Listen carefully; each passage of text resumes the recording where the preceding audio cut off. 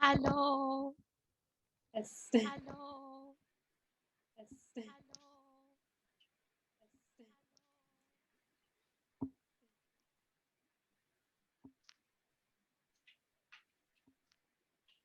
Nice, nice. Okay. Thank Okay. you. Nice, nice. Okay. Thank Okay. you. Nice, nice. Okay. Thank Okay. you.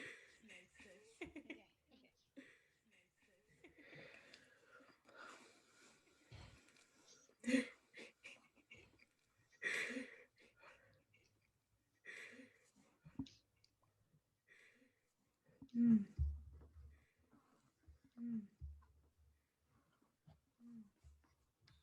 Thank you so much for pitching in. Thank you so Caro much has a for lot to pitching tell in. you, and we will let her tell you all the Caro has a things lot to once tell she you, and has we will let her tell you all the whipped things everything once into she shape. has whipped everything into shape. Whipped everything into shape. Whipped everything into shape.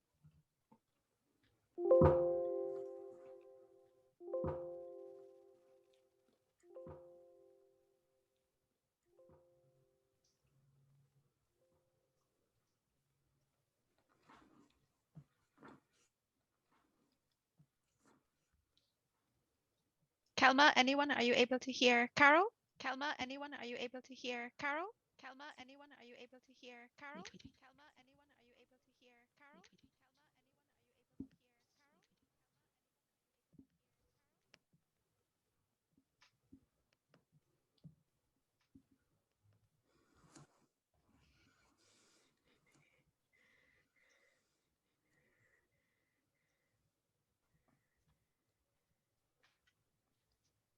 Echo of the stream. Echo of the stream. Echo of the stream.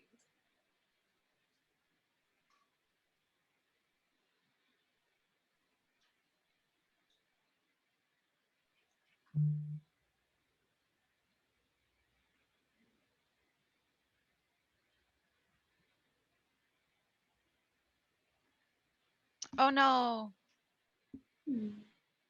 Oh no.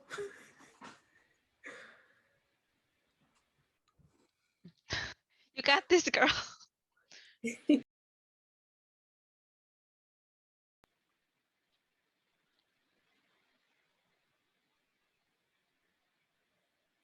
Mm.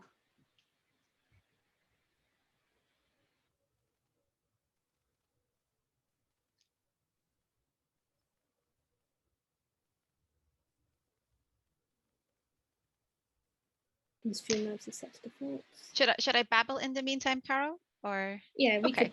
If you Well- can hear everyone else, we can. Well, I feel kind of shit talking for Caro because she is awesome, and she and Hoard of Tales as a whole has taken the initiative to open up their platform to a lot of their fans, a lot of their viewers, and people like myself and the other ladies here were invited, and we get to engage with each other, share our common interest, which is tabletop RPGs, and share more nuanced fields like the one we're going to discuss today. And we are ever so thankful to Caro and Hoard of Tales for facilitating that. And they are awesome, and she is kicking some Streamlabs ass right now. It's true.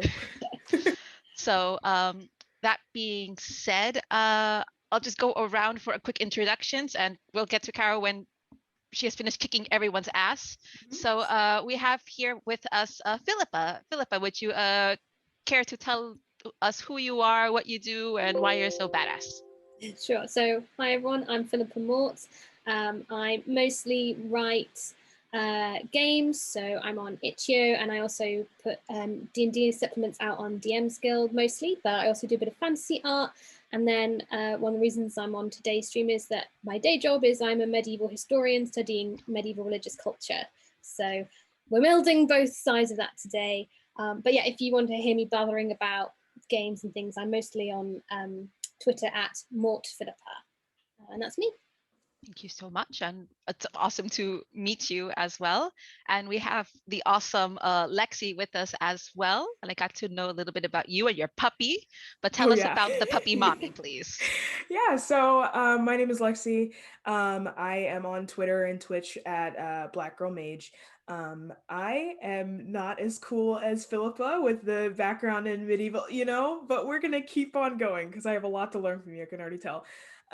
By day, I am a software developer, and then by night, I just run tabletop RPGs. I run mostly D&D 5e, but I also like one-page RPGs. I like fun things like Honey Heist, that kind of thing. Um, so yeah, right now just kind of running. Hopefully soon I will have some homebrew stuff out on DM's Guild and I can get some writing under my belt, but I'm super happy to just be here and learn.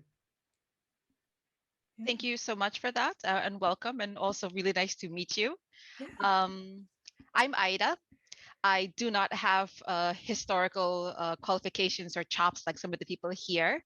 I'm fairly new to D&D. I've been playing only for a handful of years, but I am the opinionated, loud lady with golden retriever energy at the table. And I am here to learn a lot. I'm here to pick brains of the experts and get myself more into the community as a whole. So I'm going to be happy to spend that time with the three of you. And I think Caro is still whipping. Can someone in chat let me know if you hear Caro just there?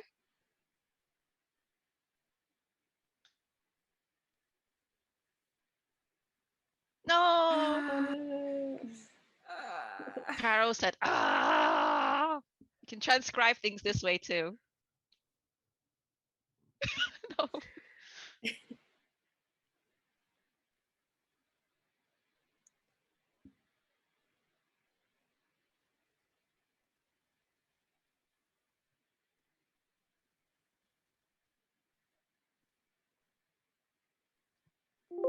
Okay, well, maybe I'm going to put Caro on the spot here. Caro, tell me if I'm saying anything completely wrong. Caro is an amazing dungeonista.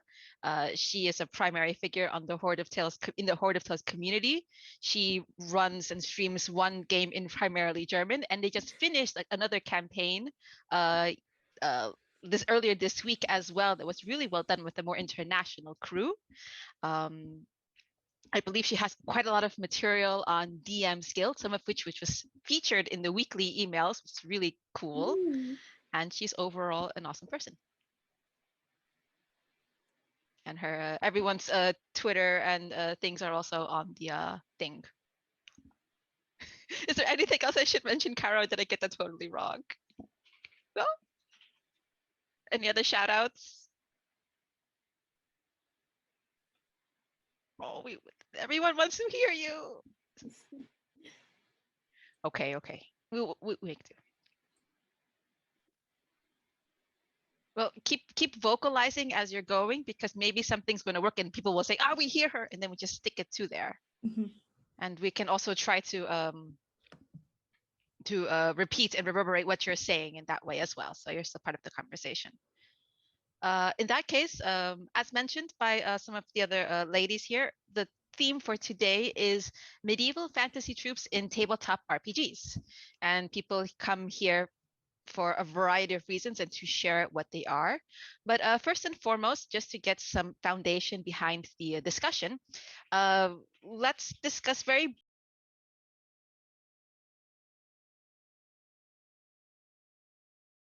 of the discussions. So let's start with Philippa. No. I think so. We were chatting about this a little bit before the start of the stream, but generally by tropes, we're talking about like common cliches we see a lot in things, maybe overused sort of stereotypes or common things that come up again and again in both like media, but particularly for us in TTRPG games, I think is what we were talking about with tropes. And then medieval, we're talking about 500 to about 1500 BC, not BC, AD, no, panic. But yeah, 500 to 1500, but also like we'll talk about this in a minute, but like medieval, it's kind of a weird word because we think it means, you know, we tend to focus on some areas of the world and not others, but actually it's just a time period. So I'm sure we'll get into that in more detail, but do we have anything else to add on, what we're meaning by tropes here? Or if I can just bounce it to Lexi,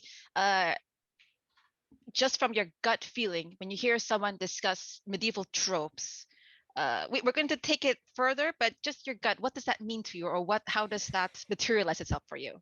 I mean, for me, I think I hear tropes, I hear archetypes, I hear, those like basically Philippa said, things that pop up. I immediately go like in my mind, first thing I think is swords and sorcery. I'm thinking dragons, I'm thinking knights, I'm thinking maybe serfs and serfdom and stuff like that, but definitely like kind of it's easier to drink milk than it is to drink water, damsel in distress, things like that. Like I very quickly like pull on those tried and true tropes that I'm like, okay, yeah, this probably categorizes medieval.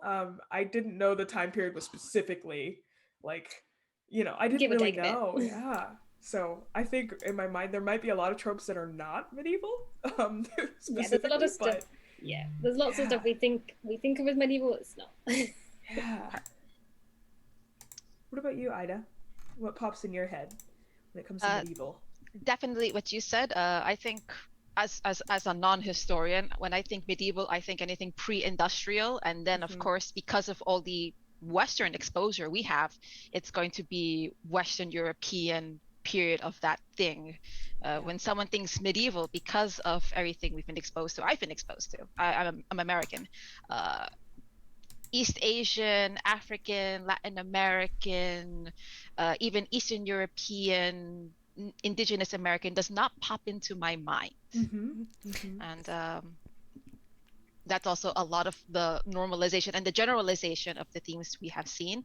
And I think it's really interesting to discuss here why that is, what those appeals are, what can be some inherent benefits or advantages, why people immediately rush to that.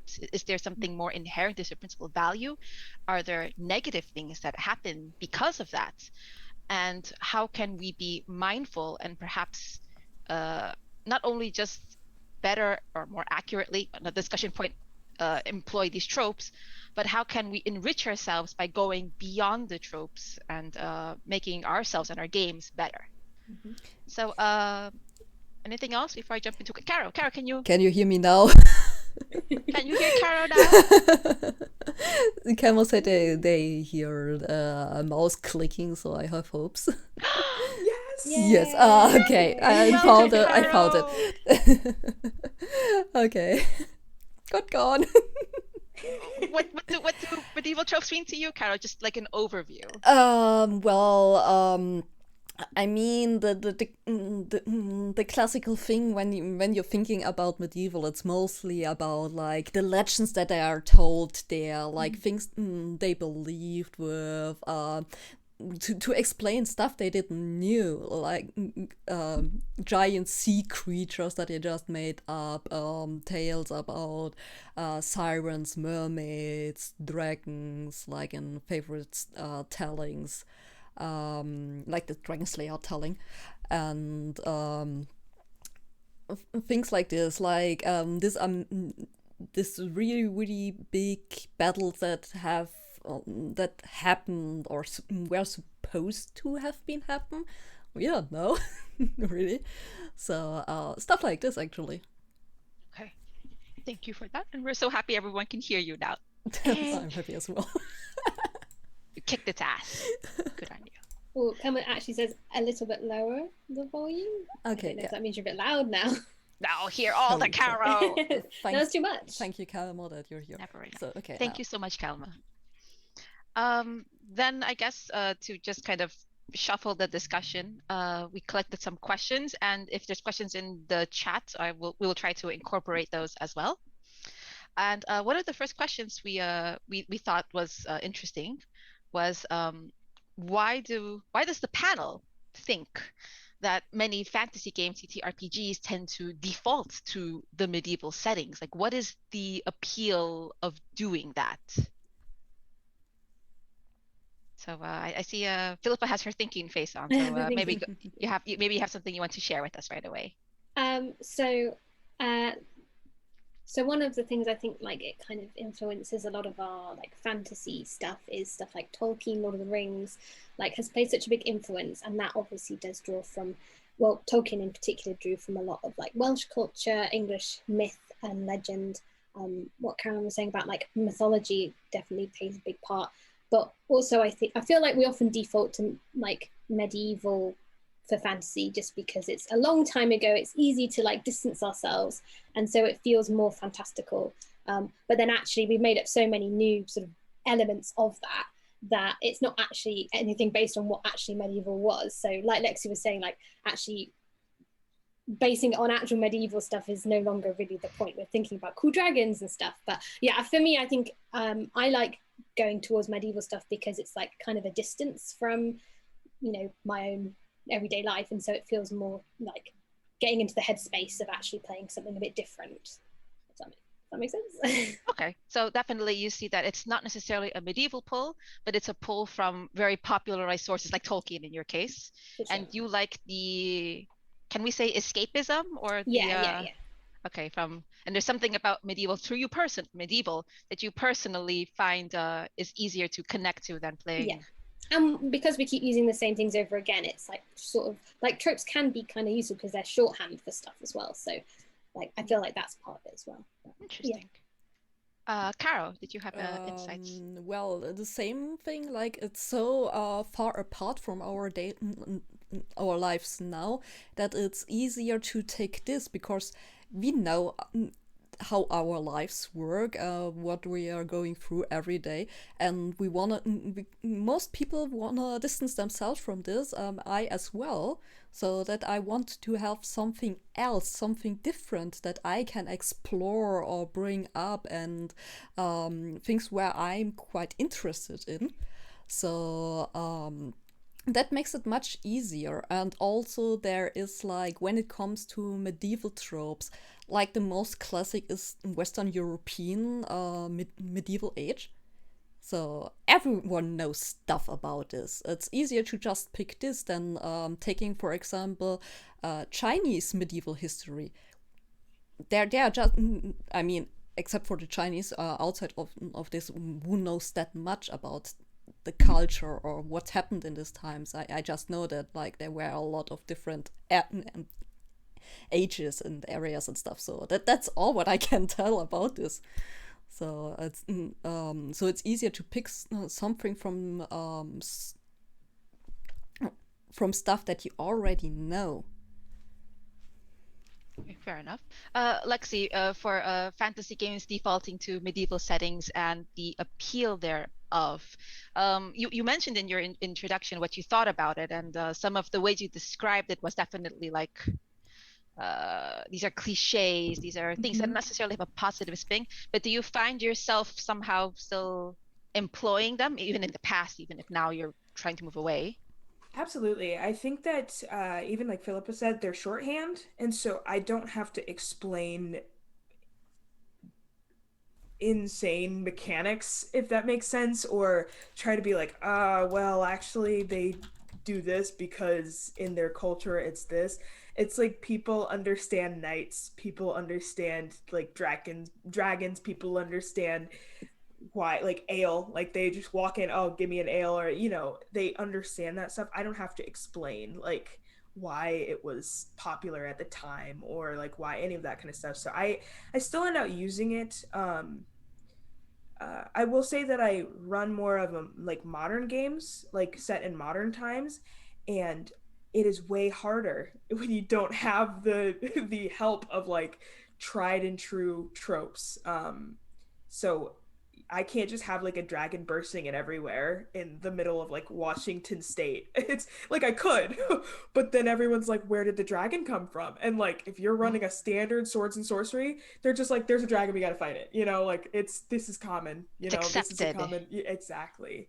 So I still use them, but I find that when I do use them, it's because of that shorthand, because everyone understands the damsel in distress and or even me subverting the damsel in distress. Everyone understands the trope and then what I'm doing to kind of like side check it, if that makes sense. Oh, that makes perfect sense. Interesting that you brought up that you personally feel a more of a connection to the modern setting.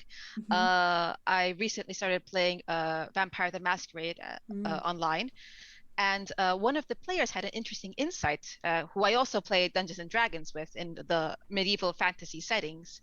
And that player mentioned that they have an easier time connecting to that modern setting and getting into character. And we play in London 2017 with vampires and whatever tropes and assumptions, acceptance we have there. But they have a hard time getting into their wizard in a fantastical, magical, medieval setting with knights, royalty, dragons, etc. So it's really to each their own. And I think it was something that Carol brought up, where she said it's because of the knowledge that we have, and which leads to my next question. Is it really just knowledge, lack of knowledge, and what's the word, exposure? Or what do you think are more concrete hurdles in applying other fantasy settings than just medieval ones?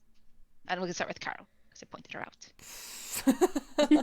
I would have said, give me a few minutes to think about this. We can give you a few minutes then. Philippa or Lexi? Yeah, I was just going to say it's definitely the shorthand of it all. It's definitely people can take shortcuts with swords and sorcery, and there's research that is required into doing like trying to capture the essence of an era. There's quite a bit of research, and even if you try to just if you're trying to build a world or even just an encounter based around one myth, you can't just like pluck something from that myth and then keep going. You should at least like try to research what the context of it was and what does it imply and different things like that. And so I think that even though that research is necessary to create, immersion, necessary to create almost like a realism, I think it might be a little bit harder for people. And so, everyone's played or heard of Skyrim, right? And so it's like, you can do that. But then if you talk about, like you said, medieval China, like not that nobody knows it, but the research that it takes to do it, not a lot of people are willing to sit down and do that.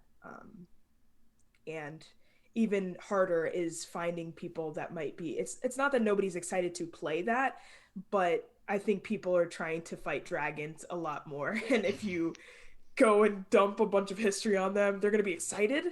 But it requires finding people to dump the history on. So that was going to be my conclusion. So do you personally prefer people who are more open to taking an immersion through accurate history? Yes. Yes. I just, if you're going to take the time to understand what I went through and understand like the hard work that I went through to build this world, like I am absolutely like, come to my table, please play, it's really important to me that people aren't just sitting down and blindly playing D&D, if that makes sense. D&D, any RPG, honestly. But which is quite interesting, since I have a game where I'm playing in, and I asked my DM, hey, my character is at that court. Are there any court colors that are normally worn by the knights there? And he was like, so, oh shit, I thought no one will ask about this. And then he gave me the walk through the system there, and it was like, oh yeah, talked about this quite a lot. So and since this is also medieval inspired, what he brings up, it's like, yeah, that's actually pretty cool. Yeah, it's definitely, I will say, like, as a DM, like if someone's like, oh, what about this system? And I'm like, well, I've already done all the research, so yeah. I've been holding on to this for a long time. And I'm very gladly, like, I'm very willing to just do that to my players, so. Yeah. I sort of have the opposite problem, because I play with a lot of people who also research medieval history, and so they'll be like, tell me in depth about the political system of this town, and I'm like, I'm a cultural historian, I don't know. Like, and then like, I have made a whole heraldry flag for my family, and I've also made a whole family tree. Please incorporate it. I'm like, great, yes, please do the work for me. So I feel like I'm sort of on the middle there. Like I like the shortcut of using medieval, and also I'm lucky in that obviously I know quite a lot about it. But on the other hand, I quite like sometimes then you feel a bit more free in other time settings if you don't know as much, which is why I think more people do like medieval if they don't know as much about it, if that makes sense. So like obviously I'm flipped, because you can be a bit more expansive in like changing stuff, because you don't always think like, okay, I know it's definitely got to be this, and if I change it I've definitely altered something that I know is true. Whereas if I'm like, well, I think knights work like this, I can change it. That you've got a bit more freedom, I guess, is kind of how I think about it. So for me, your I'm like, knights, they're Philippa knights, and they work in the Philippa way, and that's it. Exactly. Yeah. Whereas I'm there like, oh gosh, I need to make it accurate because I know it's right. Although actually, I end up being just like, change it all anyway. I think that's the hard part if you know a lot about this topic. Like for you, you're a researcher in that field, and I'm also studying in this field. It's like, you know it's wrong, and there's this urge of like making it right, correct, like it was supposed to be. And it's like, yeah, but that doesn't fit if you're playing like fantasy, and that's what we're having. What we're actually doing, playing medieval fantasy and not medieval reality. So it's really interesting segue to the next question, unless you had something else you wanted to bring in regarding the hurdle. That is, do fantasy games need accuracy or realism? In your opinion, like this is we're not rewriting the commandments for all other dungeon and game masters out there in the world. But what say you? Do you want to start, Lexi? You can go. You can go. Well, I have a strong opinion, which is no. I don't think they need to be accurate. I personally, I'm not playing to play a really, really realistic game. However, caveat, obviously, if that's what you like, please play the way you like. Always the caveat that. But I personally don't think it needs to be accurate. I think we're playing usually a high fantasy game if we're talking about something like Dungeons and Dragons, Pathfinder, etc. And therefore, we should be free to like mix and match everything and sort of see where it takes us.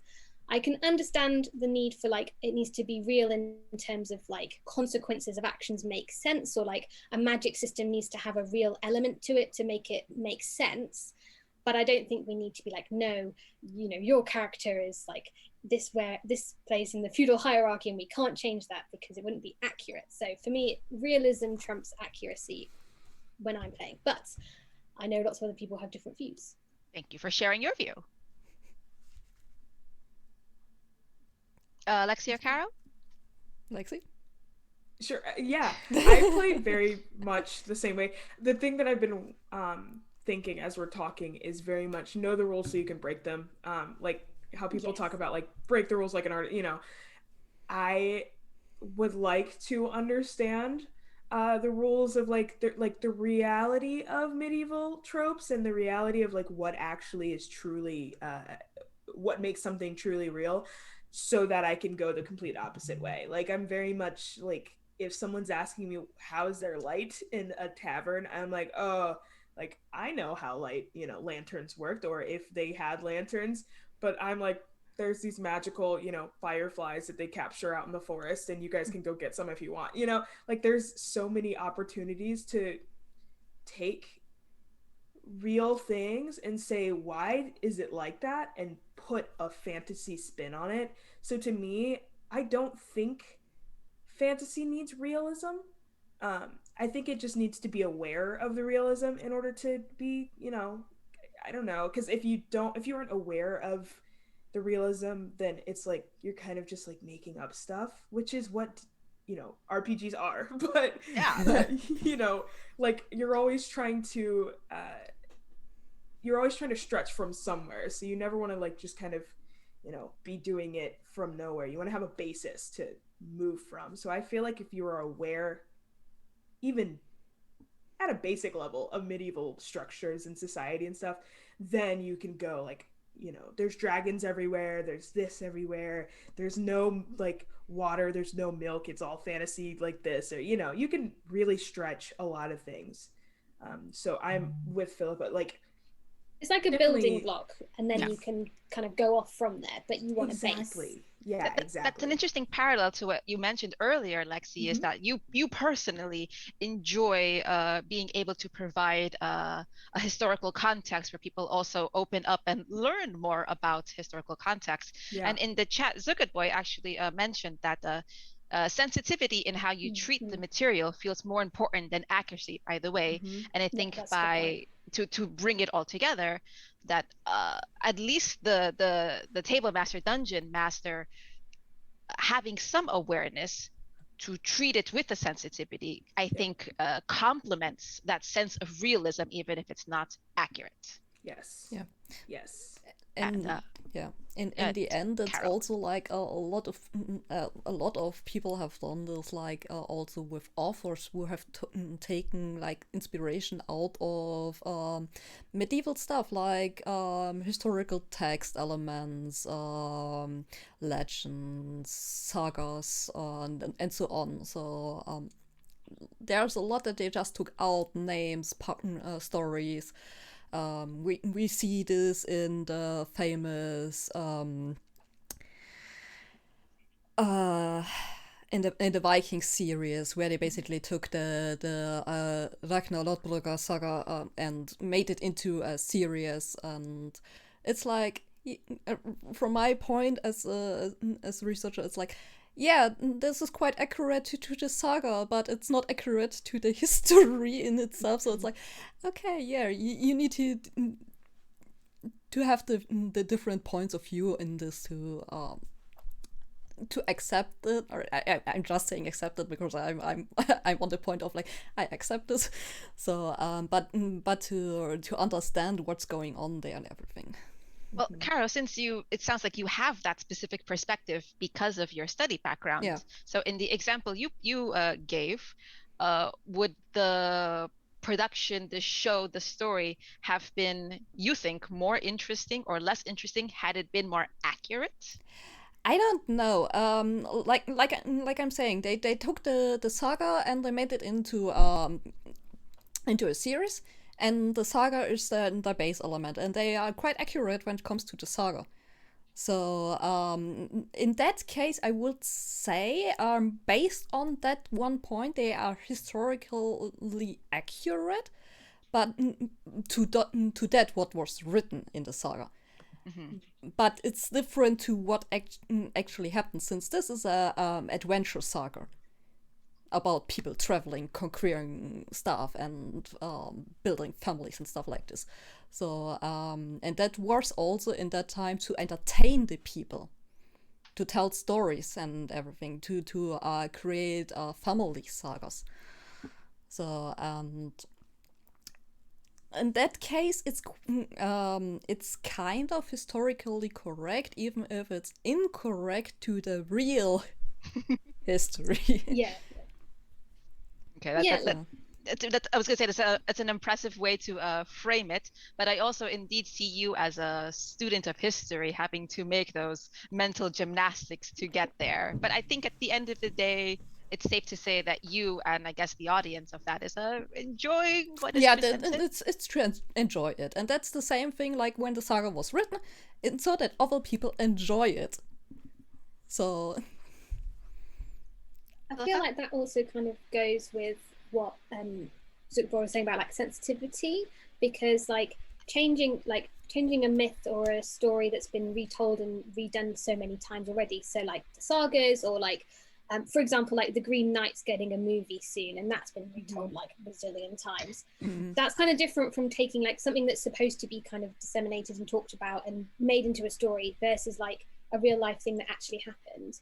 And so like I think that's where some of the sensitivity of using historical material can come in, because like if it's something that we are used to adapting, it's not like that big of a deal to keep adapting it and keep expanding it. But if you're taking someone's real experience, you know, you want to be more sensitive about how you handle it.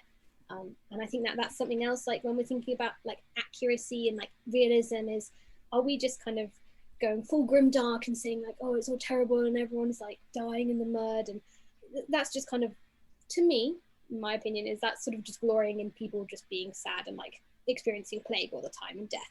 Whereas when we're sort of talking about high fantasy, it's like exploring the interesting myths and legends of the past. I don't know.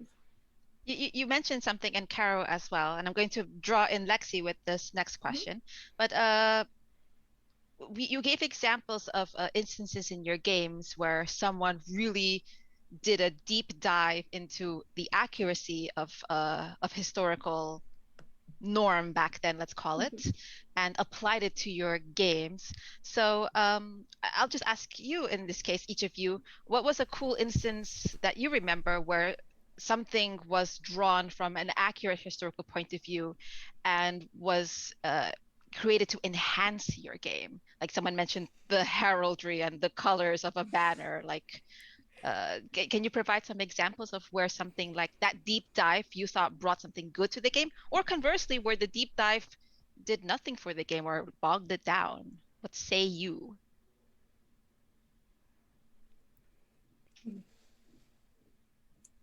Got an example to start if everyone's thinking. So as I say, I play with a lot of other medieval people, medieval historians, and my main area is I look at statues. It's very boring for anyone who's not interested in it, but I based a bit of an adventure around like a statue, and obviously I know like what they should look like and things, so I was like dropping them information that I knew they in particular from their own backgrounds would know about, and it really enhanced the story, because instead of giving sort of generic clues like you find a temple and you go inside, it's like, no, you find this monastery and here's the cloister and here's this. So I was using information, but I think the deep dive like and the accuracy worked there because everyone kind of already knew it. So it would have been a bit weird if I wasn't playing with that particular group, because I'd have probably had to give them a little dossier and be like, read this before we start, otherwise you won't understand what I'm talking about. So yeah, I think it worked in that context, but I don't know if it worked for everyone. But bringing in cool little details like that is, I think, a way I really like using history and sort of medieval tropes in games. Yeah, to bring it back to our topic. Yeah, I think that, like Lexi mentioned, she'd be happy to read these kind of documents for exactly, yeah. more. Yep. So definitely if invite you've got the Lexi right to the group, table. yeah. Here, have this law about. Yes. Anyone else? I will say I've been more recently world building, like working on a new world, and so I've done a lot of like research for that hasn't fully, I haven't fully gone in with my players on the history behind things yet. But it works. The research and doing all of like looking for accuracy in order to stray away from it works better with medieval and like the past and such, because I think I said this, but I'm running like more of a modern game, and nobody wants to know like the trees that are specifically native to like Washington State, or like they don't want to know that kind of stuff. Like nobody cares about that stuff. But if you What have are like they? Okay, there's a lot. Douglas fir is my favorite because that's what I always get as my Christmas trees, but still, anyways, I like found that out. I was like ready for someone to be like, what kind of trees are there? And no one asked. So no one cares about that kind of stuff, but not no one, but my players don't. But I have a world that has like different floating islands, and one of them is inspired by ancient Persia, ancient Greece, ancient India, and yeah, like it's just they're inspired by different, and I've been able to just go through and do like deep dives and just get a bunch of content about all of these like ancient societies into their classical eras, and I am just waiting waiting for the second that someone's like, oh well, why do they have a king and they have like a council, and then I'm like, well actually, but I think that more recently I had a play test with a few players that were just in a server that I'm in, and I kind of lore dumped to them. Like I went and researched a bunch of cosmic stories, like cosmic creation stories across different worlds, or like different countries, and pulled that together into my world, and they loved hearing that stuff, and they were like, whoa, and like writing things down. And this is just a play test, like supposed to be like one session, they're like writing things down, and then I go through like ancient Persia and the marketplaces and all different, and even how their government worked and how they dissipated. Like it dissipated, and I'm just like kind of prattling to them, but they were just like, oh my gosh, like this is so cool. So it definitely depends on the group, but I think if you're presenting something that is standard medieval, it's like a little bit less of a lore dump. But if you've got something where people don't really know, such as that, like, I don't know, that really, really like they really, really like that lore dump. I was like, yes, absolutely. So I don't know, that worked for me. Yeah, I have the Right. feeling it really, really depends on the group that you're having there. If they are even interested in so much lore or not.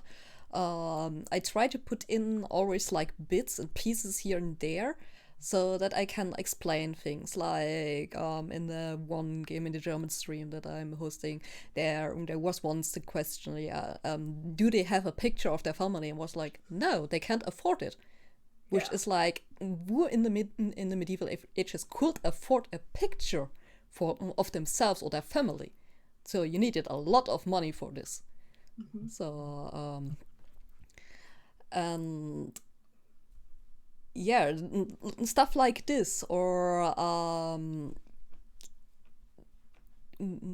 I have another game that stopped where war was going on, and where when the Will Kingdom, they went like, yeah, we need more forces, and so because at some point it's like, yeah, there are not so many people that can even fight, so what to do?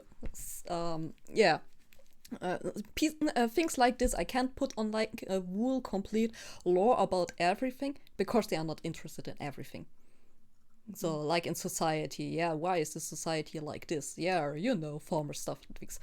And yeah. It sounds like also like it sounds like we get interested in different things depending on the setting. So like, like presumably Lexi, when you're playing your modern game, people will be more annoyed if like the streets are a different order or something to what they used to, because they're already imagining that. But that's not going to be as much of a big deal in a medieval fantasy setting. They're definitely that affects it. Yeah, it's like way less what kind of trees do the dwarves live in or whatever, and it's way more, if I'm in a modern setting, do I know about Dungeons and Dragons? And therefore, can I can I know exactly what monster we're up against? And I'm like, whoa, we can't do this right now. I can't. Or like, yeah, it's more so stuff like that where I have to make morality rulings rather than like lore rulings. So definitely. Like what the kids were fighting in Stranger Things was not a Demogorgon. I mean, no.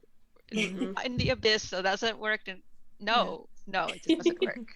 In the chat there was from Malkibot, they said that like it's realism in a game setting adds more to the flavor and stuff if it's not going against the narrative or the fun of the group, and I have to agree in this, since most of the times we are just adding this as a flavor to the story. I mean, the stories are most the plots of the stories are most times quite bland. Yeah, you're an adventuring party that goes out to steal something, to fight something, to free someone. Basic. And then you just fill in bits and pieces from the side to make it more entertaining for the group. It's only disappointment for the DM if you're sitting around waiting for your players to ask what kind of trees are native to Washington State. Let me just tell you, it's only heartbreak. I learned I will carry this today with me for all time. Yeah. And then there's the thing, we are saying medieval fantasy tropes, so the thing of fantasy is always in there. If you're playing a high fantasy game, there's a lot of magic going on, so you don't need to explain everything, because, fuck that shit, it's magic. Why are the trees growing? Magic. Fey magic. Old magic. It's old magic. Yeah.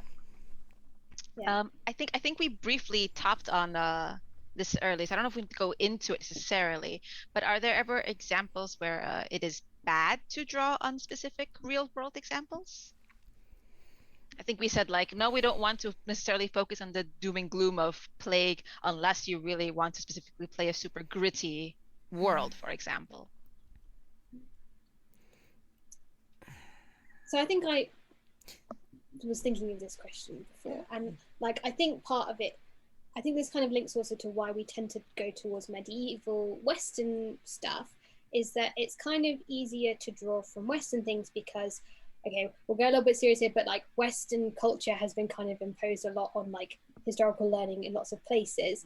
And so like it feels kind of like better to draw from that because you're taking it from like people who've like made you learn it, if that makes sense, or like it's kind of like, you know, imposed on people. So by messing around with it, you're not really doing anything that hasn't already happened with it. But if you kind of take it from a culture that's not your own, like I think that's when you should be careful and sensitive, and like it could go wrong if you're drawing from stuff you don't know about, because you might accidentally, like, for example, we're saying like Asian culture, if you're not Asian, you might like from Chinese myth, you might not know if something, like if you changed it, it might not make sense to the myth, it might even be offensive. So like I think that's when drawing tropes from and stuff from areas you don't know so well can like kind of go wrong. So, and then same with like medieval Western tropes, like if you change certain elements, it doesn't make sense, but it's not as bad in the same way, I guess. So I just kind of wanted to highlight like that sort of sensitivity is also important, I think, when we're kind of drawing stuff, particularly for world building and then putting in our stories. So that definitely comes across to me a lot when I'm using things. Yeah. I think there's also the point if you're having like games for your private round, or if you're having games that are exposed to public. So it's definitely For sure, I would say much more problematic to have a public game where everything is basically wrong what you're saying, like about every culture. So because are people also watching this, but if you have like your closed group and everyone says, yeah, we don't actually care about this. There are ruins under every sand dune everywhere, and there's a lot of stuff. So they are. I would say that since it's a closed thing, most people are more okay with this in a sense than if you're exposing this to others, like a broad public. So and in any way you need to be sensitive with these topics. So yeah, I think that's definitely a lot to be said, where you mentioned that in a closed group, accuracy can definitely go by the wayside a bit. But I think personally, even within a closed group, while accuracy may go with the waypoint, like Philippa said, I think it's equally important to understand when we are taking elements from something we are not familiar with, like a different culture, a different people, and their mythology and their medieval setting, respective medieval setting, that we don't employ it in our stories as just kind of fodder, which kind of takes away from their own respective gravitas, their own respective importance and significance that we as primarily exposed to Western culture are not exposed to. And it's a shame that would be a shame that the only exposure we have to it is because some person at a table decided that Quetzalcoatl from Central America is actually I don't know, some voluptuous woman who it just doesn't make sense. who does Mexican wrestling. I mean, Yeah. I didn't hear that. Yeah, you've got to be respectful, basically. Yeah, I think that's when it was an anime. I was just like, okay. Wow. Oh no. Not watching anime. I think that's where sensitivity comes back. Yeah. It's just sensitivity and understanding, because like easily, like, I don't know, people can just only ever play Skyrim and go ahead and make a game and think that that is the most accurate thing, or only watch like Aladdin and then try to make a world based on it, even though that is not even one it's not even one canonical culture society. Like people are okay, some people are okay with just having a source of truth and drawing and being like, oh no, it's fine, I'm just going to take this and twist it, my players will have fun. And players having fun is important, but also like you said, there is a moral implication to taking something and turning it into something else, because so even with the wrestler thing, the next time someone brings it, if someone wants to bring up the Quetzalcoatl, I think it is, if someone wants to bring that up and talk about it seriously, yes, they're from now they've got the implications. Oh, it's just a sexy lady that fights, right? Like, and she that's does not do lucha libre. It's like, whoa, like why did you think that? And they're gonna have that undertone of like not seriousness. They're gonna take away all the lore. It doesn't matter, they've just got this anime in their minds, so you have to be careful with that and make sure, like we've said before, you're not just twisting things to make it cool, because there are social and emotional and other kinds of implications that happen when you're the first person to introduce these people to, some of the things you're bringing into your game. That's the caveat I think you said there, when you're the first person to introduce it, because I think, as Philippa and I think Carol also mentioned, somehow it's, using my words here, there's a bit of a pass when it comes to Western European medieval fantasy, because I think, as Philippa said, other people have already taken it apart, reassembled it, added mechas, added dragons, and since we are not the first to do that, there's a bit more acceptance in the accuracy, and of course we're always going to strive for sensitivity, but when it comes to things that have not been popularized accurately even, then it is this more care, more intent has to be placed into that kind of setting. Learning a lot. I'd love to recommend one series that have done this really well. It's a DM's one. It's called The Uncaged, and it's produced by Ashley Warren, but it's like loads of different people. Yeah, Lexi, you've heard of it. It's so good. And but what they do is they take like it's D&D, but you could probably apply it to other systems as well. And they take mythology around particularly female monsters. So, for example, Medusas, Rusalki, stuff like that, and they basically turn it on its head to sort of like show like that monsters aren't always going to be the bad guys, and like basically twist all the tails. But one of the things I really like about it is that they divided it up into, I think the first one is mostly sort of like Western and Greek mythology, so there's a lot of Medusas in it, and then they've got one on Slavic mythology and one on Asian mythology, and I think it's done really well because they've got a wide range of people doing it.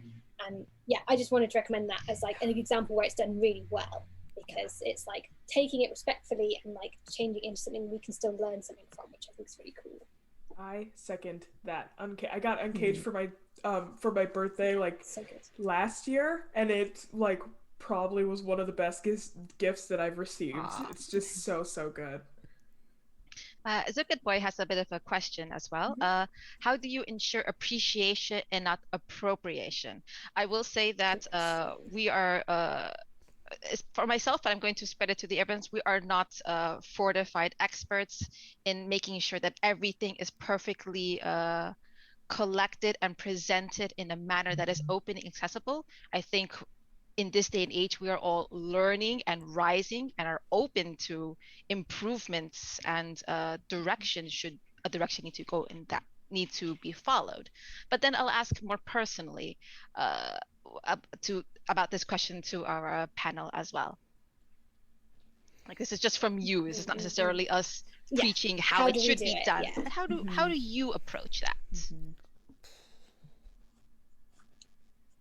Give it enough time, I guess, like don't rush it. And I think, well, Lexi, I think you gave a really good example. You were saying like you're trying to draw from stuff from Persia and Greece and things, like just taking the time to do the research, I think is important, and not just clicking on the first link on Wikipedia, like maybe read a couple of different things and like just like appreciate it rather than just be like, okay, that's cool, yoink. Yeah, exactly. I think how your sense of ownership to the piece of culture, like your relationship with the culture, is a huge indicator of that appreciation versus appropriation. I feel like someone that feels like, I want this to be mine, that's like very much, that's going to be appropriation. And there are obviously so many other indicators of appropriation, but I feel like appreciation is more so, wow, like this is cool. And you're doing the research and you're taking your time, and you're not just like grabbing something and saying, I'm gonna make this mine. Even like the anime example is a good example of like someone took something that has cultural value and in general value, and said, I'm going to make it mine, and it's going to serve my purpose and my world. And a lot of RPGs are in fact like that, where they encourage you to like write what steal like an artist, that kind of thing. Like if you have a favorite story, grab a character from that.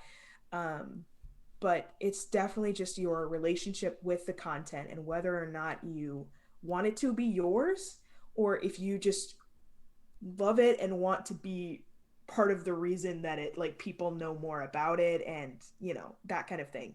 Like an homage. Yes, not like there's a term that is used a lot. I use it a lot when describing media and different things, and I don't know if this is offensive or not, but like white savior syndrome, where you think you are the only person that could possibly be like, I'm the only way anybody will ever know about this culture. If you have that relationship to it, you're appropriating.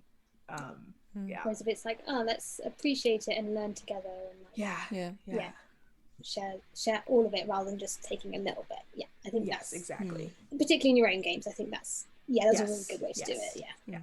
Carol, I any love insights? fish if you're streaming, but I don't know about that. Carol, any insights? Otherwise, I'll bring it to medieval. Yeah, I am totally with the girls, so I have nothing to add to this. Okay, and Carol, let me know how we are on time. I think we had an hour and a half-ish. Yeah, we're still having like an hour, and for me it doesn't matter if we're going a little bit over this or not. We're not. I personally have nothing else to do today, so I don't know about you. So you have a chat with awesome girls to do. Yes. Yeah. So that's important. I like it. I'm having a blast too, and I'm learning a lot just by being exposed to all these new way of thinking that is also grounded in concrete experience of people who run their own tables regularly. I am very novice at this, and I'm going to incorporate a lot of these values hopefully into my future games. But to put you guys back on the spotlight, let's maybe focus now on, you all have your maybe areas of expertise or areas where you're like, why is it this way? It shouldn't be this way. For example, who mentioned their pet peeve about why are all clerics only devoted to one god in a multi-faith system? That was, I wrote this question down. Okay. So everyone can like bring their peeve, or I don't like this medieval trope. Here's how I changed it up. Here's how I don't want to say improved it. Here's how I incorporated. So we'll go around, but Philippa, since that was a very poignant one, go ahead. So I think I was thinking about like, okay, where are there examples of overdone stuff? And like one of the big ones is, as I said, like I researched medieval religion, so I'm always thinking about that sort of thing. And I come across, and it's like, why do we have clerics particularly and priests in a lot of systems that are supposedly like a multi-faith system with lots of different gods who only focus on one god? Because most of the time, if you have a religion that focuses on a lot of different gods, you would worship a couple of different ones. So I always think that's a little bit weird when you have, so for example, Pathfinder or D&D, you have like a paladin who's only focused on one god, or you have a cleric who's only focused on one. I just think it would be cool to incorporate a couple of different ones, like, just on the side. So one of the ways I do that is like in towns, instead of having like one like temple to one god, I'll usually have a little row of like different shrines and things that people can go to, and then they can just choose which god they're feeling like they want to talk to that day. So that's one of the ways I kind of subvert that trope a lot. That's one that kind of gets me a lot, is like, make your religion consistent in your design. Would they shovel each other's sidewalk when it's snow, or they only do their own little walkway? You should do everyone's, do all of the shrines, make them all look nice. I wonder which one is slacking and which one is just like, I'm gonna do it. God, look at me. Don't like that one as much, yeah. Anyone else has something they want to? Like I mean, that's an interesting thing, as you're saying, like clerics and paladins. I mean, that's also completely drawn out of the medieval history. But I personally, as I love playing paladins, I'm so sick of like, they are just putting their lives on their gods, and it's like, actually, I don't like this trope that much, since it's like more an oath to something that you value a lot or that's important to you. And even like if you're if you're looking at back to the Middle Ages, where there were like the where there were knights and everything, and and now I need the word in English, the holy wars and something like this. Most of them weren't even interested in religion. They just went there because they needed something to do, and they got a lot of money out of this. glory, gold, and God. Yeah. This is what we learned in Spanish class, but God is always the third one. Yeah, so God wasn't even like, yeah, it was just one of the reasons. Like, yeah, we are saying we're doing this for God, but it is our own thing, and yeah. Or like with that, like it's really interesting you bring that up, because that's an example of one where we've actually kind of changed it over time. Because like some people who went on Crusade would be interested, but it's more like a personal thing, because they might like they might get like I've forgotten the word, but basically like redemption for going, as opposed to being like, I'm doing it for this. It's like, no, I'm doing it because actually I want redemption for something else. So it's like, little changes in how we've understood it versus actually how it is. But either way, it doesn't actually affect paladins when we're playing them in a fantasy setting. So it's, it's interesting. But I think the latter would make for a more interesting and a more nuanced character. Yeah, I think that with paladins and clerics, I haven't really had anybody that's been like super devoted to a deity yet. I really like cleric. I kind of like it. Like, I play a grave cleric in one of my main games, and it's so much fun. And it's very much my character, like, she's very worldly. Like, she really likes to travel and such, and so she's like very like, she'll walk into any church and just be like, hey, what's up, can I speak to someone, and like, give offerings to all of it. Like, doesn't really care. She just follows her main philosophy, and I think that that's something that I was introduced to with paladins, is philosophy over it being a dedication to a deity. Like, I'm playing another paladin in another campaign, and she is so like, she got completely screwed over by rich people, and so her philosophy is like, I'm going to make them pay. And so like, that's how she gets her spite, or her smites, is through her spite and her angry. Is it the Oath of Conquest? It's conquest. It's okay, I'm deciding between conquest and revenge. Conquest looks better, but yes, she's like, I'm gonna basically become a pirate captain and go back and make everyone's lives terrible. But she gets her smites and her, holy oath and stuff through the oath that she took to make these rich people's lives absolutely terrible. So I don't know. That's kind of like how I've been taught to subvert it, and that's also how I would, like, if someone wanted to play a paladin in my game, be like, it doesn't have to be like a specific deity. It doesn't have to be a specific deity, especially because I feel like deities, usually in my world, they need followers, so they're not gonna specifically only bless like their one group of clerics that follow them. They're like, hey, if I bless you and you're in a different one, maybe you'll thank me next time and you'll believe in me a little bit more, and I'll get stronger. So I have the feeling that a lot of medieval inspired games are relying so much on deities and everything. Like, either there's one deity or there are a lot of deities, and like, so much goes into this. So because we know that kind of believing in some god in the medieval ages was a thing. So, and quite heavy on a lot of people. So so we're still connecting to this, but I personally don't like this. And but since there needs to be like a believing system, believing in something, for one of the games I made up like a thing that's called the Creator. No one knows what it is. Is it some kind of god or not? It could be anything, because I don't want it to have like the wool soul only god deity stuff in a game. It sounds like you're separating in your game belief in a deity versus how to put this, versus a structured religion. Yeah. Do you think there's a difference? Do you think, going back to, do you think that's something you would enjoy subverting in your game?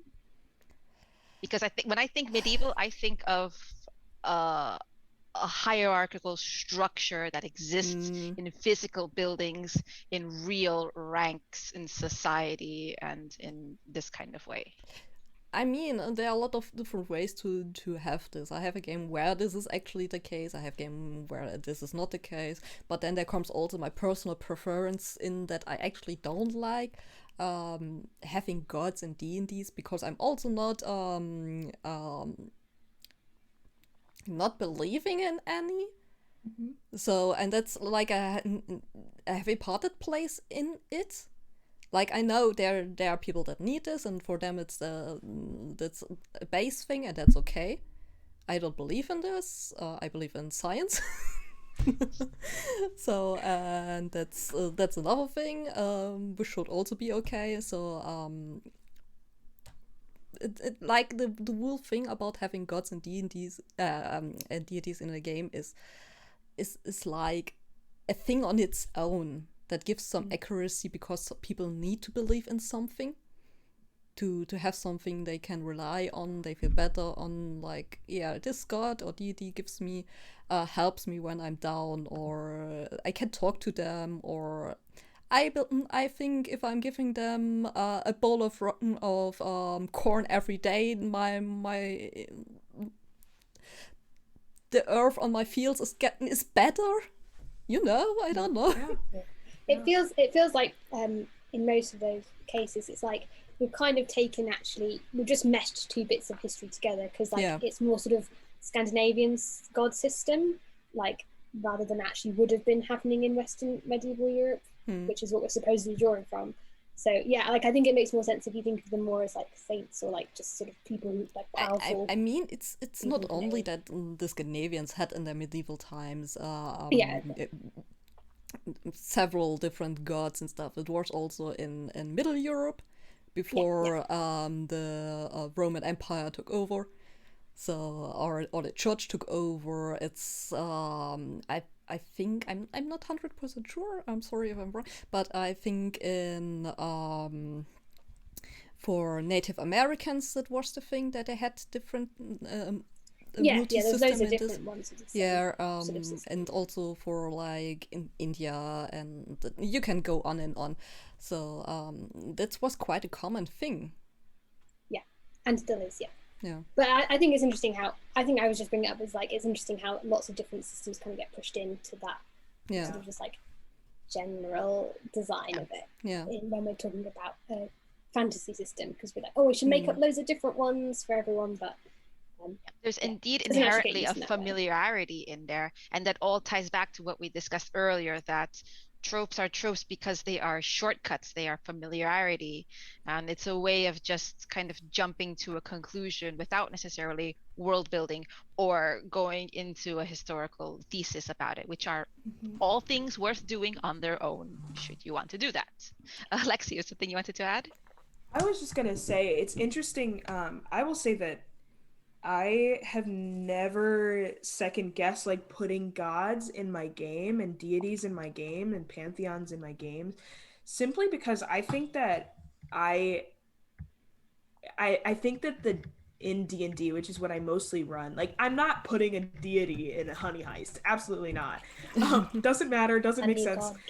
Yeah, exactly. It doesn't make sense. Sorry, I'm plugging my laptop in. But I think that 5e, like, if you look at how many pages are dedicated to the gods in the Dungeon Masters, like the DMG essentially, it's very easy for newer DMs and people that are playing the game to just think that that is a huge integral part of D&D.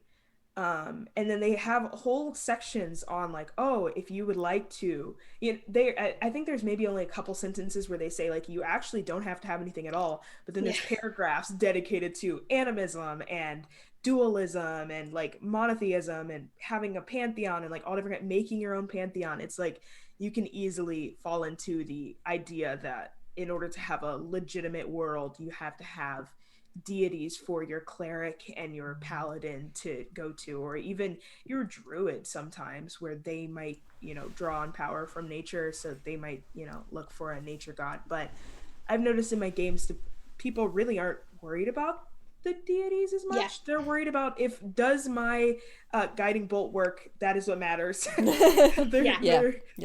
So it's, nobody's ever usually going to a priest in my game unless someone dies. So it's very much like one of those things where I could get rid of religion as a whole, especially because of its like the implications of it all. But I think that as sort of a newer DM, I was very much drawn into the idea that it was normal to have a pantheon, and everyone just put mass work into creating their own pantheon.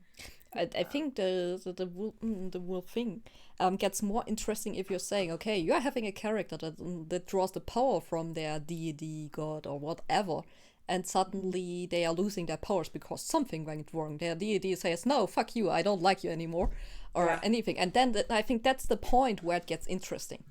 Mm-hmm.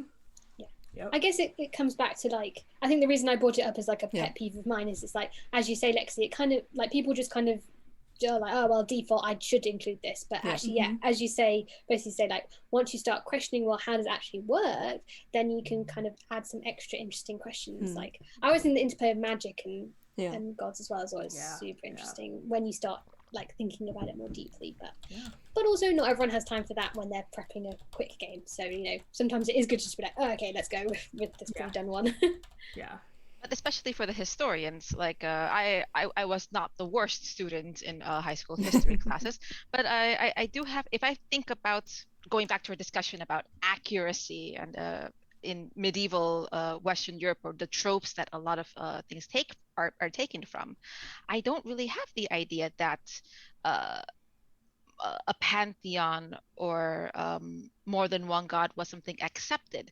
There was some, if a trope employs a god that isn't Judeo-Christian, that there was some drama, something negative, something sneaky, that you had to go worship XYZ other god. Why do you think we latch so easily to, like, historical accuracy? This is how it is. Oh, but there's 20 different gods. Whereas in medieval Western Europe, there was mostly one that mattered in how history was presented to students later on. I think everyone has the knowledge about ancient Rome and ancient Greece. So where actually multi-pantheon was a thing, they had lots of gods for different things that they worshipped, and everyone worshipped basically every god for specific things. So we know about this. We know about the Scandinavian gods.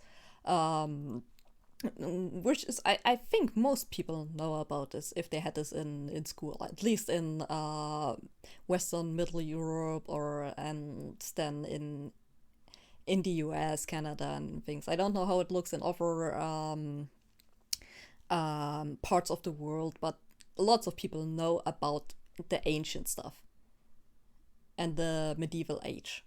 Even if it's just a little bit. And also to add to that, like, I think I mentioned at the beginning, but like a lot of medieval stuff is based on, like, Lord of the Rings having a massive influence, and like a lot of that draws on, like, Rome, but also Celtic, like, gods and druids and things. So like some of it's just basically been mishmashed together and isn't actually based on a historical truth. It's just like, which is kind of draw a lot from other previous work, basically. Which is interesting because in Lord of the Rings there's basically one god, and in the main book it's not even mentioned. Yeah, exactly. Like, Lord of the Rings has messed us up for fantasy for a long time. Yeah. Stop me ranting. Stop. I could talk about that a long time. Oh yeah, true. Same. Do we want to lore drop about Victorian medievalism? No, we don't. Stop. Not yet. Maybe if we run out of time. Yes. Well, maybe we do. So that was a discussion about how we subvert, or how people at this table subvert that trope of monotheism, especially when it comes to their clerics. Is there any other medieval trope that you actively work to subvert within your games, or that you would like to see more subversion thereof? Or anyone in the chat? Please, from the chat. Another one I do is I just say that anyone of any gender can do any role. So I do not go for any sort of realism in terms of, like, oh, well, women can't do this or that. So I just am like, anyone can do anything, doesn't matter. And I do that in any historical setting. So, like, I'm playing a game with some friends set in sort of Wild West time, and again there it's like anyone could be a gunslinger or a cowboy, it doesn't matter. So that's something I just throw out the window, is like anything like, well, the princess has to be a woman or whatever. It's like, no, anyone can be anything. That's how I subvert that trope, for sure.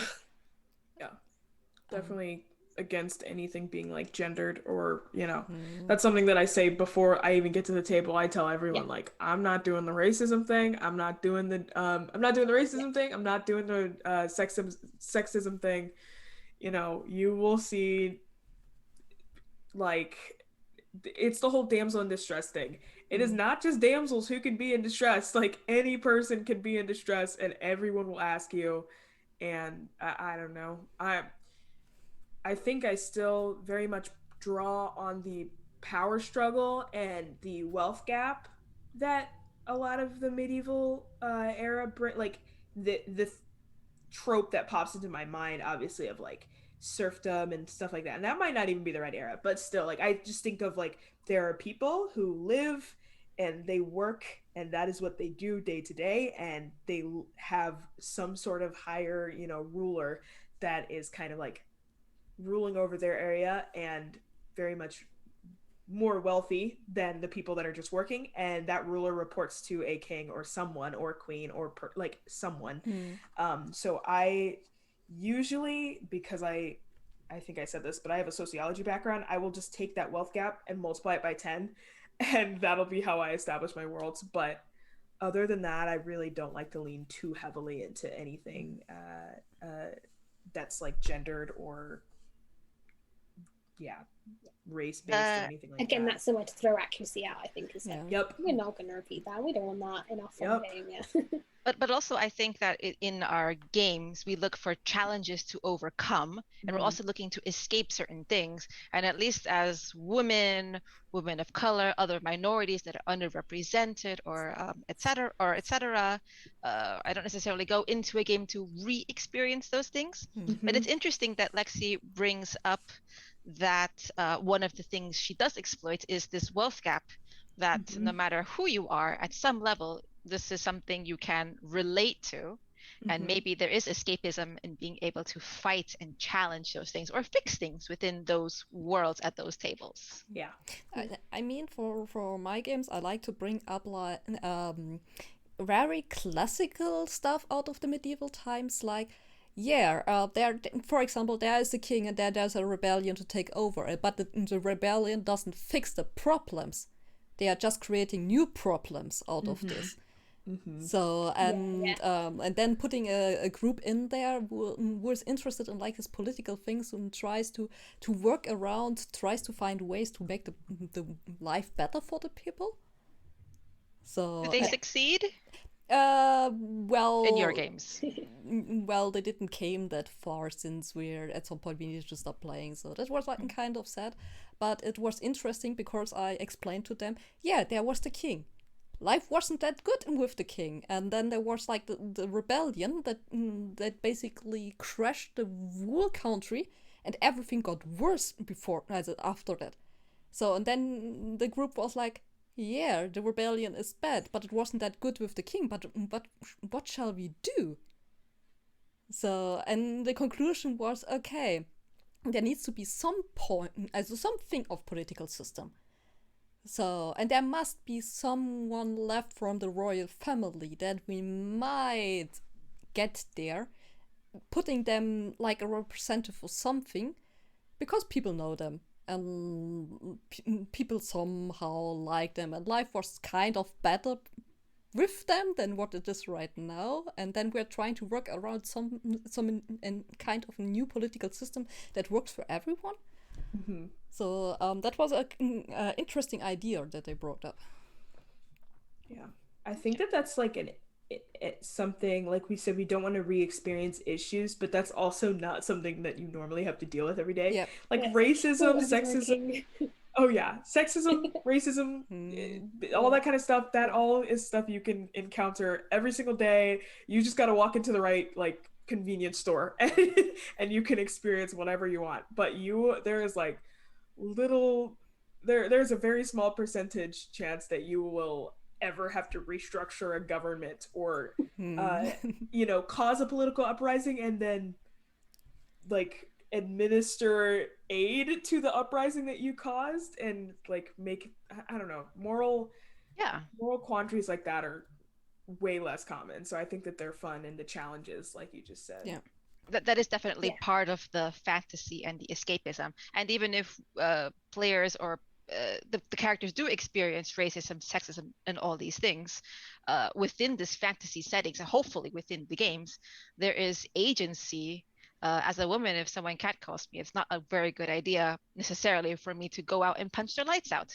But if I'm a multi-class fighter and this and that, I for sure am going to go up in there and grapple, and gonna have the rogue go around, make sure get sneak attack, and there's this fulfillment fantasy of kicking sexism, racism, etc.'s ass as well. Let's see. I have some questions from the chat. Yeah. Some good questions. Individual asks, how do you think fantastic elements, spells, magic, for example, impact the role of religion and faith in a setting? It's a very, it's definitely a way that religion and faith is physically manifested. If it gives you powers and magic, and that gives you the ability to change the world, literally. Yeah. What do you think? Go ahead, Philippa. You're good. Oh, I was just going to say, I think again, this is a case where we've kind of taken the real, like, accurate version of stuff and really like removed it when we get to the fantasy setting. Like, that's all I was going to say. Is I feel like there's a big divide there, but I do quite like. So, for example, some rulebooks, when you're talking about your moves and things, you need to describe what you do, and I quite like how you can then use it as a role-playing opportunity to think about, well, what's the ritual if you are doing it to do with faith, as opposed to like if you're sort of a science or like exploration-based magician or wizard. And that can be applied in lots of places. So I quite like, that's how I think it interplays mostly, is just kind of flavor and role play, and thinking about how that interacts. Yeah. But it's quite separate from sort of reality. Yeah, I think that it's definitely religion and faith was definitely like a big mechanic that D&D uses specifically. I know I don't want to be specific to one system, but I feel like D&D was looking for like a reason to, you know, justify their classes that they made. And so it's like, well, what does cleric mean like in the literal sense? So let's just like build a, you know, you can't just build one god, because then it's like, that doesn't make any sense. And, you know, especially if it's a god, if it's a cleric of different, you know, classes, which I know kind of came later on in D&D history. But if it's cleric of a different subclass in a different domain, then it's like you can't just have one god. So I don't know. I think it's interesting that there's only a few classes that rely on that religion and faith. But I agree with Philippa. Like, I have seen people use it in ways such as like, oh, you know, I want to commune with my god real quick about what I should do next, and then you make them roll something, and then they, you know, it's like, oh, a breeze of wind flows through your hair, you feel supported or whatever, you know. Or it's like, oh, well, I do my guiding bolt, and, you know, you take a moment to describe, or not even guiding bolt, but just like things where your deity might come in here. It helps with the storytelling, but I mean, there's also interesting things like if you're having, we're just taking the D&D example because it's the most convenient. Yeah. like different folks like Asima, who are basically God sent, deity sent things. Yeah. And if you and it's written that they have some kind of guide that guides them through their life and gives them hints and stuff. And there are the whole options like, yeah, you're having this voice in your head. No one believes you that you're hearing this, and then you're having complete conversations with that guide and about what to do. Like, shall I cut the potatoes in this way or in another way? And like, so that's also kind of interesting thing. Oh yeah, definitely. So it's still, and this also draws from the idea, or from the medieval idea of like, yeah, there are 1, 2, 3 of like Christianity, that there are people which are basically God sent or doing God's work, and who are guided by angels or something.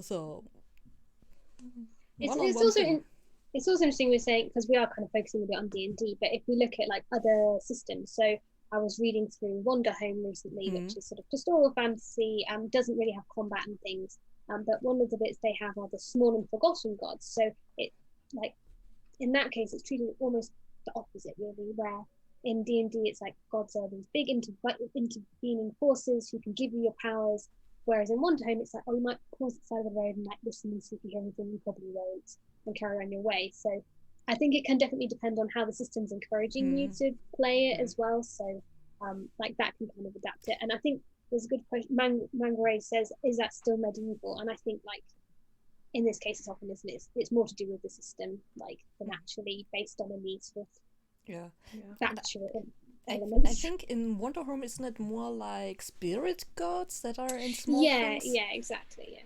it's a bit different because it's sort of its own world, but it draws on sort of those themes still. Yeah, I mean it's going into the Ghibli direction, and but there are still like having spirit gods for small things like plants and everything. That's still a thing that works before the early medieval time. So to explain things, why is this tree growing? Yeah, there's a spirit or something in it. Yeah. Mm-hmm. See if we have any other like broad questions. We have some questions, but I think we kind of ticked and talked a lot of through them, which is really fun, and I just really love the organic way our discussion kind of grew and was really spread out, and for me very educational, I have to say. Were there any other tropes that you're like, or that you need a pedestal right now to just like, no, bad, subvert now?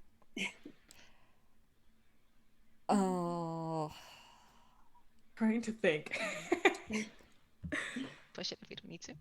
I mean, I have so many, but like they're all just obvious ones. I mean, for myself, a thing that is always important in my games, beside like racism and sexism in any way, and it's also like pregnancy. Because if you're playing a female character and like there is some sexual stuff going on, and most of the times we're not even describing this because this is a real different thing. It's awkward for everyone. It's awkward for everyone. Yeah, different talk later this month. Yeah. But this is like a thing that I don't want to have in my game, like a power. That's a power fantasy that if you're having some sexual intercourse with someone, that you're not getting pregnant instantly. So I normally play kind of like no romance games, so I haven't thought about that, but that's a really good point. I think I would just have like magic, solve that. Okay. And then there's the medieval tropes that aren't really medieval, but I think they're modern influences, or dare I say it, sexist influences, sexist influences that are imposed onto medieval tropes, like the bikini armor, like the medieval ladies in perfect makeup, cinched waists, high heels. Bikini armor. Tear it apart, go. That's not how armor works. You have the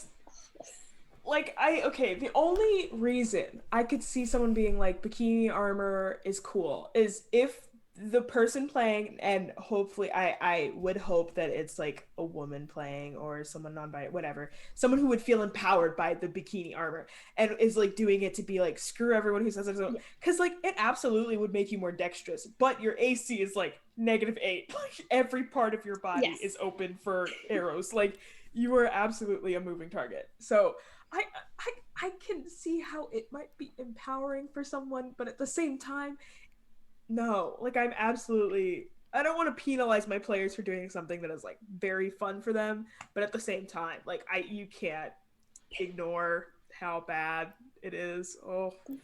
And so there are a lot of video games out there that are based on like medieval stuff, where a lot of female characters have nothing on their bodies, like basically nothing. You can see like, okay, I don't see why they would have like so much AC or so, because that's just thin fabric.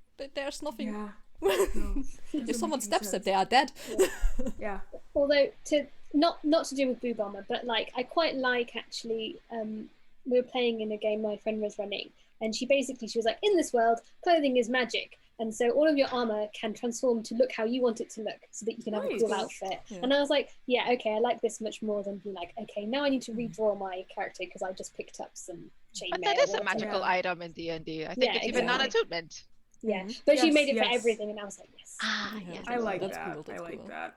I think that adds a level of like definitely customization to the world that I would like that over it being like, crap, now I gotta get like, I gotta get, like you said, the plate mail, like, Well, I have these dark vision glasses, so now my character just always has goggles on.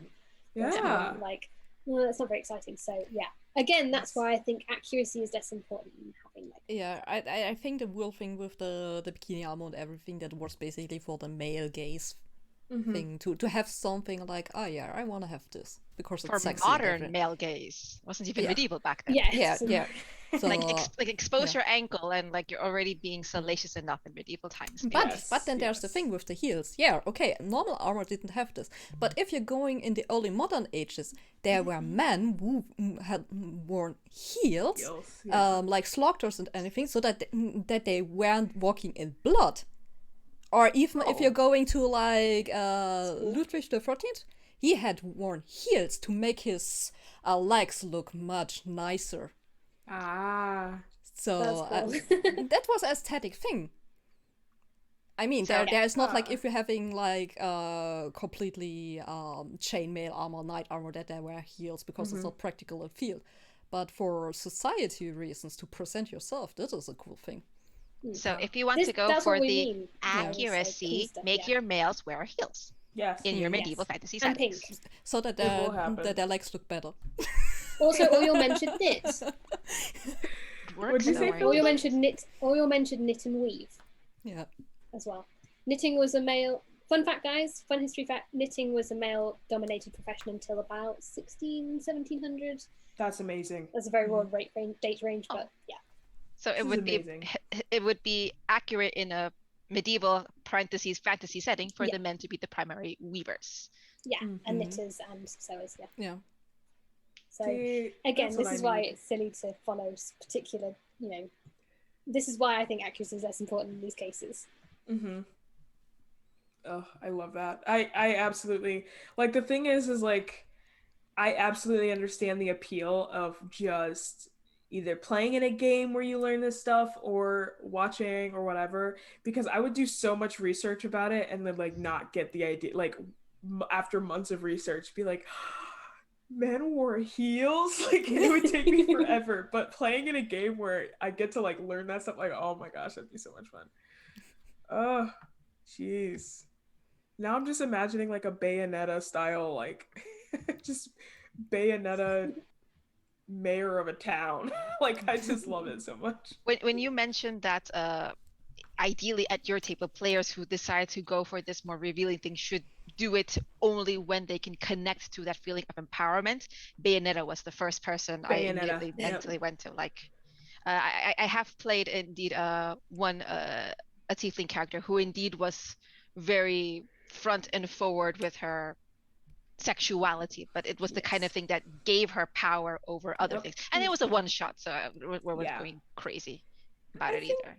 I think that's another trope that I would like to get rid of too. It's like the whole like I don't know. I think that leaning into those empowered female characters, but also leaning into okay, well maybe I am a virgin, and what about it? Like, and not having it be something that defines you as makes you the hero, makes you such a good guy, or I think taking those tropes and flipping them. I love seeing characters that are just like completely empowered, but not making, like, if you can do it and not make other people uncomfortable by being like, being sexy towards the paladin who's like very frigidly like clutching their shield. It's like, if you could do it, absolutely, because that stuff, like, I want people to internalize feeling free. And so I'm just like, please play those characters, bring them to my table. Oh my gosh. Yeah, I think that's definitely something. I don't really project feelings of freedom and openness if I think about a traditional medieval setting. No, yeah. Very much like, be a virgin, be, pure women, or else they're like wenches, or else they're like, you know, witches, or and that's a whole thing in Chivalry. itself. Yeah, witches. Okay, yeah, we don't even have to talk about witches, but But this is what I mean by like subverting those. yeah, It's like you know them. most of them aren't accurate anyway. So yeah, check them out. you like know them, and then you turn them on their head. Okay.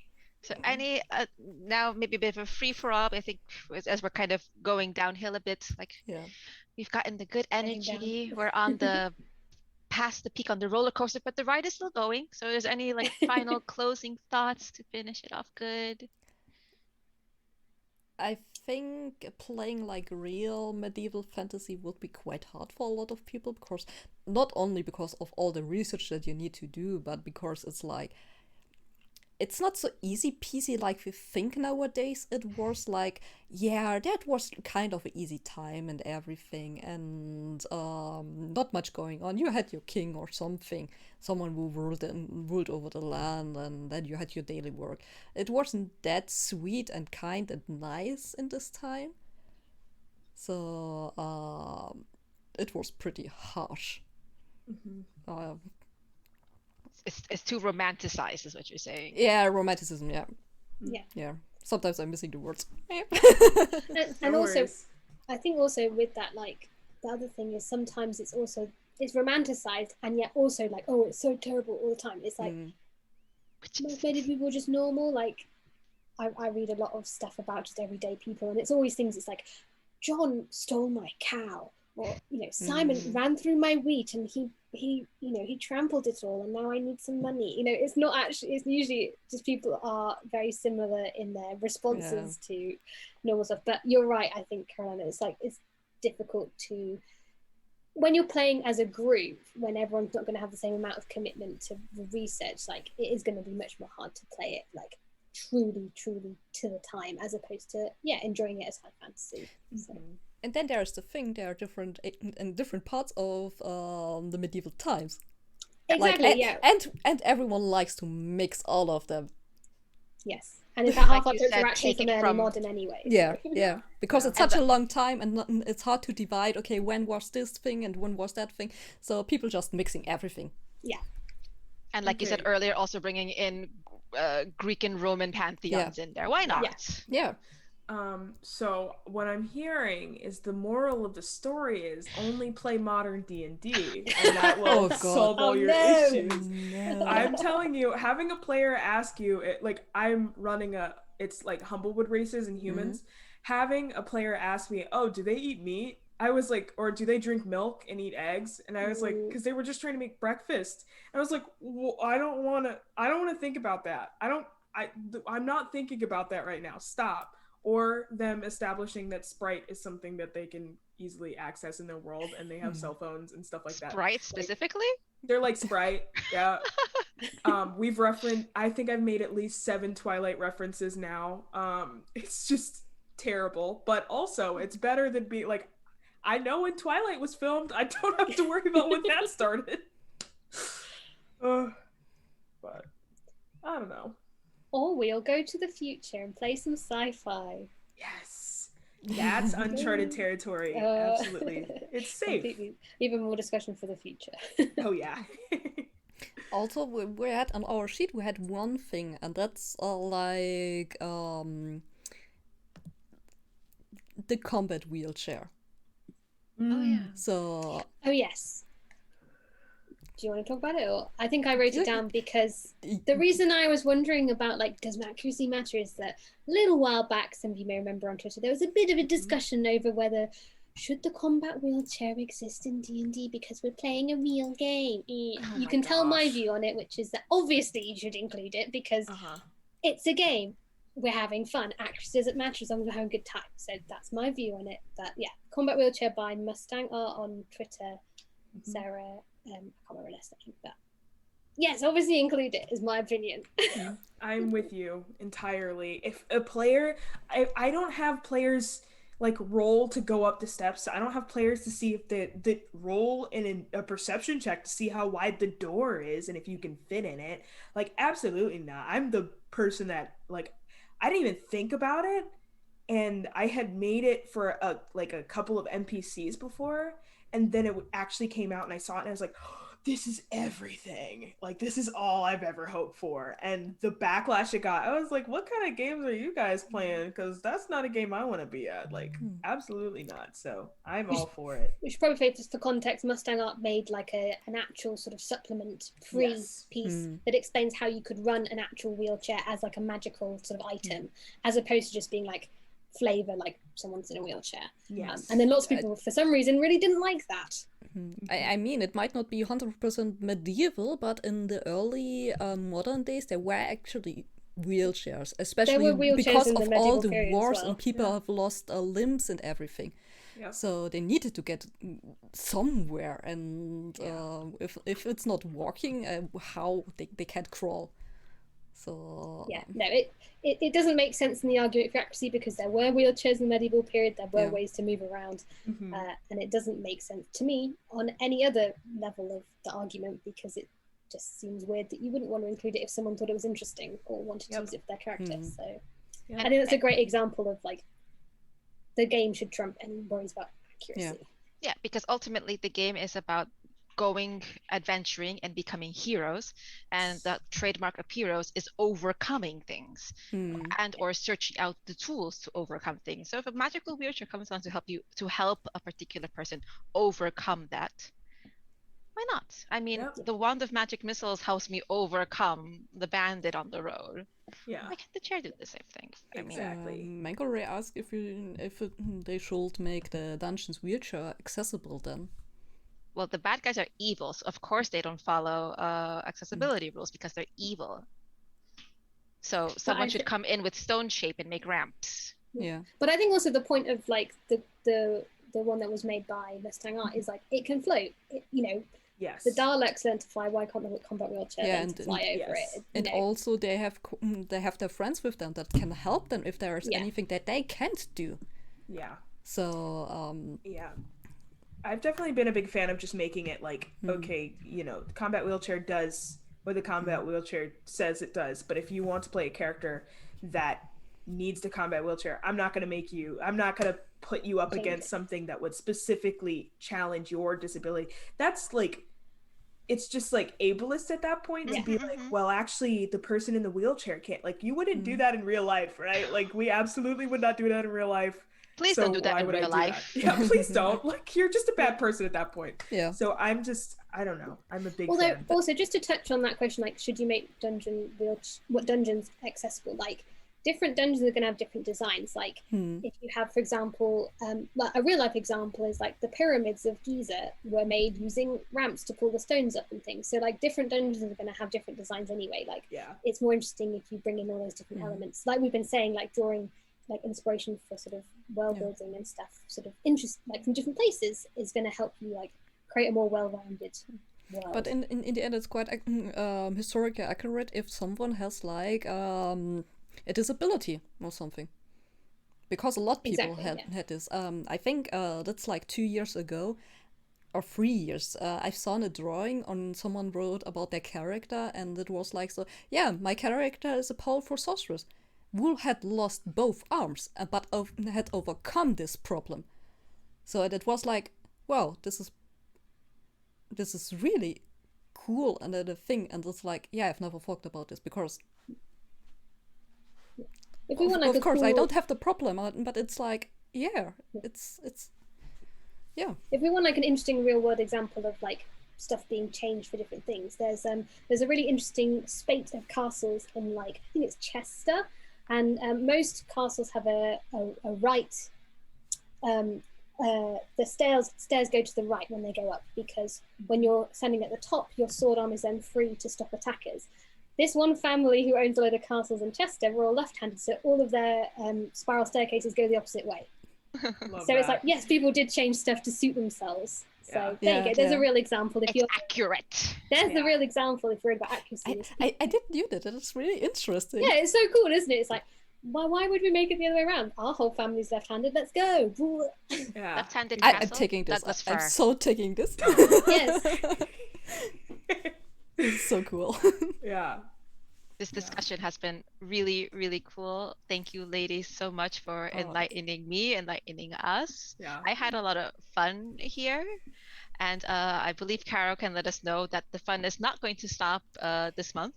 No, we're having still a lot of other things coming up. So the next talk will be on the 10th at 9 p.m.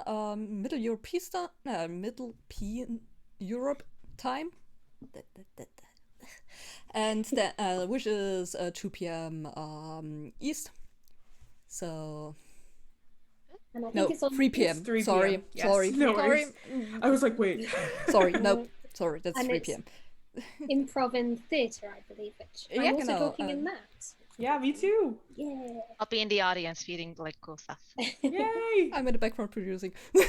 Yay!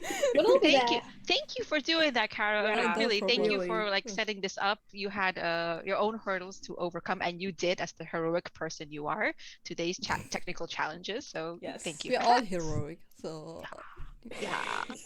we are strong. So okay, yeah. Thank you again so much, everyone. Yeah, Yeah. thank you, Ada, for taking up the moderator Yes. part. That was so great. I'll do my best, and I'll be on another talk too, and see Yeah. if I can make lightning strike twice. And we're going to be in Lexi's game. Oh, I'm so looking forward to that. Oh my gosh, I'm so excited. She's going to host a honey heist. I've never played it. I've only watched it. It's gonna be really fun. It's gonna be really There's fun. better be a Honey, Douglas this is Fair in so- there, and we must know all of the lore of Oh it. no. Yeah. You'd be like, I pick up a tree. What kind of tree is it? Is it Tell me about the deciduous? bark texture. Okay, this is gonna it's bad because Honey Heist is like supposed to be low prep, but now I'm just gonna be researching trees. It'll be maybe too meta for people watching unless they've seen this talk. Yeah, That's yeah. true, that's Yeah. true, that's It can true. be our But the insight real thing. question is, what is the texture of the honey? That's true, that's true, that's What true, has that's this honey true. been pumped? You will all find out. You will find out. It will be so great. Yes. So excited for this, to watch it. Yeah. Okay then, thanks to you, thanks that you've joined, that you spent your time, and especially you, Lexi, since it's so early for you in the morning. No worries, no worries. This was just like such a great group, such an interesting topic. So excited to have shared the screen with you, wonderful ladies, this morning. Aw, you're wonderful Thank you, as well. chat. Yeah, thanks for some good questions. Oh yeah. Yeah, thanks, think. Chad, for for staying here, keeping up with Yes. us, and asking questions. So I hope you enjoyed this, and I mean, from my side, wish you a wonderful day. Yeah. Yeah. Absolutely. And See you next week, the week after that, and the week after that. in the Will month. Yeah. Yes. There's a Will month going on with quite a lot of stuff, so that would be cool. Okay then, maybe there's someone we can host. You have someone you'd like to get hosted or something, which is on right now. The chat can give some examples as well. So If my people are online right now. I mean, it's nearly 5 in the afternoon here, so there must be someone online. Yeah.